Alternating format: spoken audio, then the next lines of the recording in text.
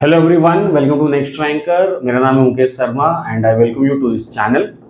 तो स्टूडेंट्स, आज का जो वीडियो मैं बना रहा हूँ बहुत ही इंपॉर्टेंट है। आप देख सकते हैं जैसे right time to start test series for GATE 23। यानी अगर आप गेट 23 की तैयारी कर रहे हैं तो राइट टाइम क्या है टेस्ट सीरीज को स्टार्ट करने का। अब देखिए, बहुत सारे स्टूडेंट कंफ्यूज होंगे, आपस में पूछेंगे तू टेस्ट सीरीज कब चालू कर रहा है भाई, तू अपना टेस्ट सीरीज कब चालू कर रहा है, कहाँ से टेस्ट सीरीज लिया है, कहाँ तक पहुंच गया, कितना देना स्टार्ट किया, दिया भी है कि सिर्फ खरीद के रखा। वो बहुत सारे सवाल हैं, सभी का जवाब मैं आपको वन बाय वन दूंगा। तो बने रहिएगा मेरे साथ।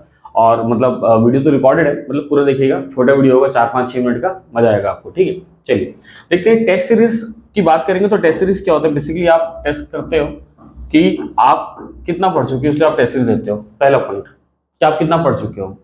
दूसरा, आप अपने आप को इंप्रूव करते हो। तो फर्स्ट पॉइंट बताया कि आप अपने आप को टेस्ट करते हो कि आप कितने अच्छे से पढ़ रहे हो। और दूसरा पॉइंट ये है कि आप इंप्रूव भी करना चाहते हो और नए क्वेश्चंस को सीखना चाहते हो। थर्ड पॉइंट जो होगा आपका, जो क्वेश्चन वाला पार्ट है कि आप नए क्वेश्चंस को सीखना चाहते हैं, ये वाला भी पार्ट होगा। ठीक है। तो देखिए, अब सवाल ये उठता है कि राइट टाइम कब आपको टेस्ट स्टार्ट कर देना चाहिए। तो ये अलग अलग स्टूडेंट्स के लिए अलग अलग इसका जवाब होगा। जैसे कोई बोलेगा कि जितना जल्दी हो सकता है, एज अर्ली एज, ठीक है, जितना जल्दी हो सकता है स्टार्ट कर दीजिए।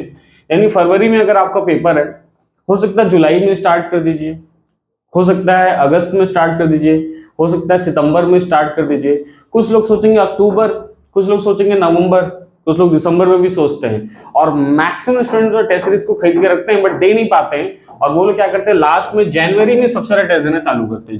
जनवरी में, दिसंबर जनवरी, जब फरवरी में गेट का पेपर आ जाएगा ना, तो वो जनवरी में बहुत ज्यादा पेपर देंगे कि हाँ चलो ठीक है, जनवरी में हम पेपर दे देते हैं करके, इस टाइप का। ठीक है, बट मैं आपको बता दूं ऐसा सही नहीं है। क्योंकि आप सोचोगे कि मान लीजिए कि अगर आप पूरा टेस्ट है आपके पास 60 65 70 72 75 80 85, इतने सारे टेस्ट पेपर हैं आप किसी टेस्ट सीरीज में, किसी इंस्टीट्यूट से आपने परचेस किया हुआ है, आप एक बार में पूरा टेस्ट दे देंगे क्या? नहीं दे पाएंगे एक बार में पूरा टेस्ट। सीख नहीं पाएंगे, इंप्रूव नहीं कर पाएंगे, अपने आप को टेस्ट नहीं कर पाएंगे। साथ ही साथ अगर लास्ट टाइम पे अगर आप पूरा टेस्ट देते हैं तो आप अपने को एनकरेज नहीं करेंगे एग्जाम के लिए, बट अपने आप को आप उसके अपोजिट में एनकरेज नहीं कर पाएंगे। आप क्या सोचेंगे, छोड़ो अब छोड़ देता हूँ, लीव इट, अपना टेस्ट देता हूँ ना गेट एग्जाम देता हूँ, जैसे क्विट कर देंगे, बिकॉज डिस्करेज हो जाएंगे, एनकरेज नहीं हो पाएंगे आप। ठीक है, तो राइट टाइम जो होना चाहिए वो जल्दी से जल्दी होना चाहिए। बट फिर भी अगर मान लीजिए जल्दी जल्दी कब आप स्टार्ट कर सकते हैं टेस्ट सीरीज को देना, तो टेस्ट सीरीज को देना जल्दी तब स्टार्ट करेंगे जब आपका सब्जेक्ट कंप्लीट होगा तब। तो आप सोचेंगे कब मैं पूरे सब्जेक्ट, जितने 10 12 सब्जेक्ट है गेट एग्जाम के, मैकेनिकल सिविल या किसी भी ब्रांच में, जब तक वो कंप्लीट नहीं हो जाएगा मैं टेस्ट सीरीज को कैसे दे दूं करके। तो मैं उसके लिए आपको एक बता रहा हूं कि आप इंतजार मत करिए कि मैं पूरे 10 12 सब्जेक्ट, क्योंकि आपको सब्जेक्ट देखिए 10 to 12 सब्जेक्ट्स होंगे आपके पास। 10 to 12 सब्जेक्ट्स अगर आप जब तक पूरा पूरा नहीं पढ़ेंगे तब तक आप टेस्ट नहीं देंगे क्या? तो बिल्कुल ऐसा मत सोचिए। इनफैक्ट मैं आपको बता दूं, अगर अभी मान लीजिए हार्डली 4 महीने बाकी गेट एग्जाम के लिए, 1 अक्टूबर 2 अक्टूबर आ गया है, तो आप एक काम कर सकते हैं, टेस्ट अगर आपको देना है तो जनवरी महीने के बारे में मत सोचिए। आप ये सोच सकते हैं ठीक है, अगर टेस्ट देना है तो आप ये सोच सकते हैं कि ठीक है स्टार्ट करना है जल्दी से जल्दी। तो आज मान लीजिए आपका 3 सब्जेक्ट कंप्लीट हो गया है, 3 सब्जेक्ट अगर आपका कंप्लीट हो गया है तो आज से आप स्टार्ट कर दीजिए टेस्ट को देना। टेस्ट को देना आज से स्टार्ट कर देंगे। आप बोलेंगे सर अभी तो पूरा पूरा 10 12 सब्जेक्ट हुआ नहीं है, 3 या 4 सब्जेक्ट हुआ है, अभी कैसे टेस्ट देना स्टार्ट कर सकते हैं? तो देखिए, टेस्ट जो आपका होता है ना, सब्जेक्ट वाइज भी आपका टेस्ट होता है। मैं आपको बता दूं, सब्जेक्ट वाइज वाला टेस्ट होगा आपके पास, टॉपिक वाइज वाला भी टेस्ट होता है, मिक्स्ड सब्जेक्ट भी टेस्ट होते हैं, उसके बाद ओवरऑल पूरे सब्जेक्ट्स का एक साथ भी टेस्ट होता है। तो आप वेट मत करिए, जैसे मान लीजिए 3 या 4 सब्जेक्ट हो गए हैं तो एटलीस्ट उन 3 4 सब्जेक्ट के आप सब्जेक्ट वाइज टेस्ट दे सकते हैं, टॉपिक वाइज टेस्ट को दे सकते हैं, और धीरे धीरे टेस्ट भी देते चलिए और साथ ही साथ आप आगे के सब्जेक्ट्स को प्रिपेयर भी करते चलिए। तो राइट टाइम में बोलूंगा कि भाई जितना जल्दी हो सके उतना जल्दी स्टार्ट करना चाहिए। स्टूडेंट को जितना जल्दी सिलेबस खत्म कर सके उतना जल्दी। बट मान लीजिए अगर आपका सिलेबस अभी खत्म नहीं हुआ है, 3 या 4 सब्जेक्ट पे आप हो, तो भी आप टेस्ट देना स्टार्ट कर सकते हो। हाँ, कोई बोलेगा सर मैं तो अभी तो पढ़ना चालू नहीं किया हूँ, अभी तक गेट एग्जाम की 4 महीने बाकी है, पढ़ना चालू नहीं किया हूँ, क्या मैं टेस्ट स्टार्ट कर दूं क्या? नहीं, तो वैसे लोग को बिल्कुल भी नहीं देना है टेस्ट। अगर आप पढ़ना जस्ट स्टार्ट किए, पहले वाले सब्जेक्ट में हैं, तो बिल्कुल टेस्ट मत दीजिए। कम से कम मिनिमम 3 सब्जेक्ट्स तो आप कंप्लीट करिए, 3 से 4 सब्जेक्ट कम से कम कंप्लीट कर दीजिए।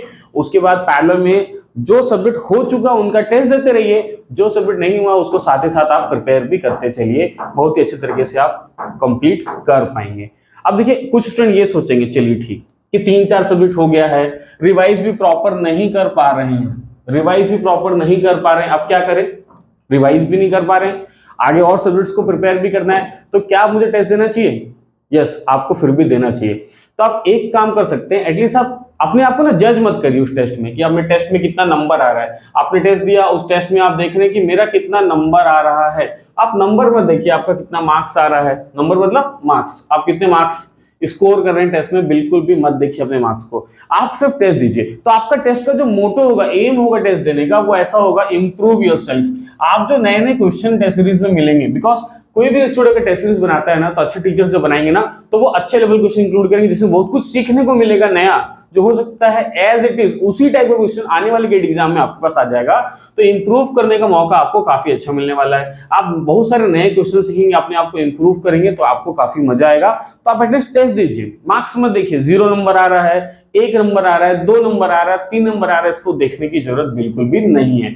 हाँ, जब आपको पूरा सिलेबस कंप्लीट हो जाता है, आप बहुत अच्छे से 5-6 बार रिवाइज कर लेते हैं, एकदम सीरियस होकर टेस्ट को जब आप देते हैं, उस समय आपको मार्क्स को जज करना है, थोड़ा सा देखना है कि आपका कितना आ रहा है। उस समय आपको धीरे धीरे जो मार्क्स है, आपका जितना नंबर आप लेके आ रहे हैं टेस्ट में, ये धीरे धीरे ना ग्रो करना चाहिए, धीरे धीरे अप साइड में जाना चाहिए, धीरे धीरे ग्रो करना चाहिए कि चलो आपने पूरा सब्जेक्ट खत्म कर दिया है, बहुत बार रिवाइज कर दिया, 5-6 बार 10 बार, अब मैं सिर्फ टेस्ट सीरीज पे काम कर रहा हूँ, टेस्ट दे रहा हूँ बार बार। उस समय आपके टेस्ट में नंबर बढ़ने चाहिए। पहले टेस्ट में अगर मान लीजिए 5 ही आ रहा है, बस सिचुएशन मान लीजिए, तो आपको ना निगेटिव साइड पे नहीं सोचना है कि मेरा तो भाई 40 में 5 आ रहा है, 30 में 5 आ रहा है, नहीं, ऐसा नहीं सोचना है। आपको सोचना है 5 आया ना, अगले टेस्ट में वो 6 आना चाहिए, अगले टेस्ट में वो 10 हो जाना चाहिए, उससे अगले टेस्ट में 12-15, यानी धीरे धीरे आपके नंबर बढ़ने चाहिए। यानी किसी भी कंडीशन में टेस्ट सीरीज को आपको निगेटिव वे में नहीं लेना है, किसी भी कंडीशन में आपको अपने आप को ये नहीं सोचना है कि टेस्ट सीरीज मेरा अच्छा नहीं जा रहा है, मेरा अच्छा नहीं हो पाएगा। आपको हमेशा सिर्फ और सिर्फ ये सोचना है कि टेस्ट सीरीज से मैं पॉजिटिव वे में क्या रहूंगा, मैं क्या अच्छा कर सकता हूं। तो भाई ठीक है, आप नंबर मत देखिए, मार्क्स मत देखिए, नंबर मत देखिए, मार्क्स मत देखिए, ठीक है। आप टेस्ट सीरीज में नंबर मत देखिए, मार्क्स मत देखिए, आप टेस्ट सीरीज में सिर्फ ये देख लीजिए कि हाँ भाई मैं कितना बेटर कर सकता हूं। इस चीज को आप देखते रहिए, काफी अच्छा आपको हेल्प मिलेगा, आप धीरे धीरे ग्रो करेंगे, इंप्रूव करेंगे, नया क्वेश्चंस आपको सीखने को मिलेगा। बट अगर आप ये सोचेंगे ना कि कब मैं सब्जेक्ट कंप्लीट करूंगा, कब मैं टेस्ट दूंगा, जनवरी या फिर दिसंबर, तो आप कुछ नहीं कर पाएंगे, पर टेस्ट सीरीज रखा रह जाएगा, आप सीख भी नहीं पाएंगे। इट्स बेटर टेस्ट सीरीज आज ही देना स्टार्ट करिए। 3-4 सब्जेक्ट कंप्लीट हो गए हैं तो बिल्कुल वेट मत करिए। और लास्ट पॉइंट एक चीज और बोलूंगा, बोलता हूँ, नेक्स्ट वाला स्लाइड में ले लेता हूँ।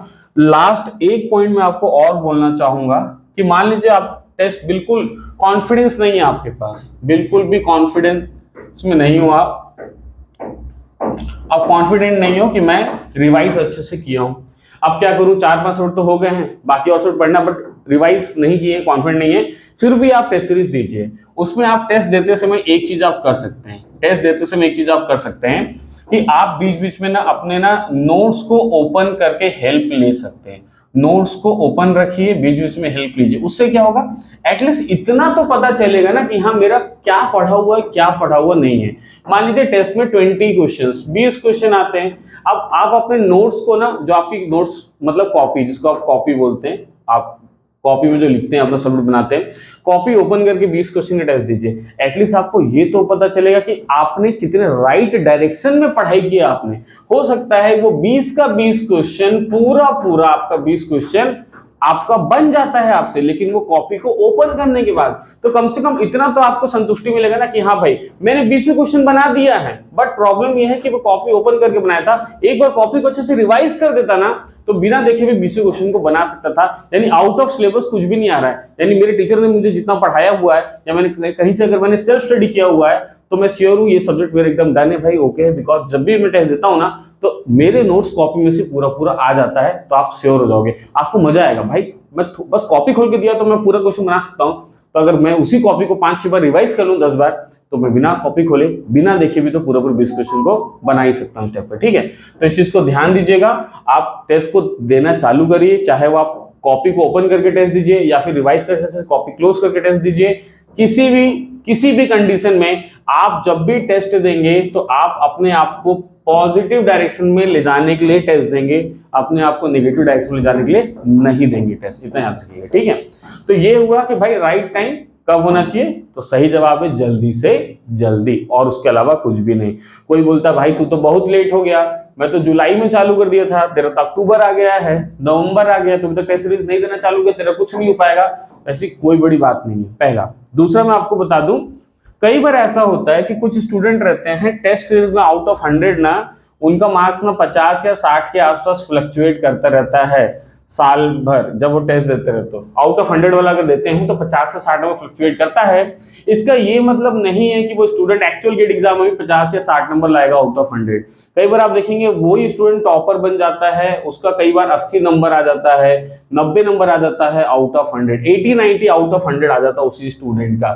तो कोई जरूरी नहीं कि टेस्ट सीरीज में आपको जो मार्क्स आ रहे सेम मार्क्स रिफ्लेक्ट होने वाले गेट एग्जाम, ऐसा कोई भी जरूरी नहीं है। उल्टा भी होता है, कई बार उल्टा भी होता है। लेकिन टेस्ट में कोई स्टूडेंट बार बार 80 के आसपास टच कर रहा होगा, बट किसी कारण से सडनली एग्जाम में कुछ एनवायरमेंट ऐसा हो या उस दिन उसका कुछ डे सही नहीं हो, क्वेश्चन क्लिक नहीं कर रहा है, नर्वस हो गया या कुछ भी एक्सीडेंट हो गया, तो कई बार वैसा स्टूडेंट 80 नंबर बार बार ला रहा था टेस्ट में, आउट ऑफ 100 80 मार्क्स स्कोर कर रहा था, हो सकता है बाद में वो ना 65 पे ही आके रुक जाता है, आउट ऑफ 100 65 मार्क्स ही ला पाता है। इसका मतलब स्टूडेंट्स मैं ये बोलना चाहता हूँ इन शॉर्ट कि टेस्ट सीरीज ये नहीं डिसाइड करता है कि इसमें ये नंबर आ रहा है सेम नंबर आ जाएगा वहां पे, ऐसा बिल्कुल भी नहीं होने वाला है। तो आप टेस्ट सीरीज दीजिए, अपने आप को पॉजिटिव वे में आगे ले जाने के लिए सिर्फ टेस्ट सीरीज से नए क्वेश्चंस को सीखिए, अपने आप को इंप्रूव करिए डे बाय डे, ताकि ओरिजिनल गेट एग्जाम जिस दिन आएगा ना उस दिन आपके पास बहुत कंसेप्ट होना चाहिए, बहुत नॉलेज होना चाहिए, बहुत वैरायटी ऑफ क्वेश्चंस आप सीख चुके होंगे, ताकि आपको ज्यादा हेल्प मिलेगा। इसलिए बोलूंगा जल्दी से जल्दी टेस्ट देना स्टार्ट करिए, क्वेश्चन से सीखिए और कोशिश करिए बहुत सारे टेस्ट दीजिए। हो सकता है 1 इंस्टीट्यूट, हो सकता है 2 इंस्टीट्यूट, हो सकता है 3 इंस्टीट्यूट, जितने इंस्टीट्यूट हो सकते हैं उनके आप टेस्ट दीजिए, आपके ऊपर ही डिपेंड करता है। जितना ज्यादा आप टेस्ट सीरीज देंगे, जितने ज्यादा नंबर ऑफ क्वेश्चंस को आप सीखेंगे, प्रैक्टिस करेंगे, उतना आप अच्छे होते जाएंगे, डे बाय डे अपने आप को इंप्रूव करते जाएंगे अपने ओरिजिनल गेट एग्जाम के लिए। ठीक है, तो आराम से टेस्ट दीजिए, जितना हो सकता है टेस्ट को स्टार्ट करिए। तो मैं मिलूंगा आपसे नेक्स्ट वाले वीडियो में और आगे बात करेंगे। Okay, bye all of you.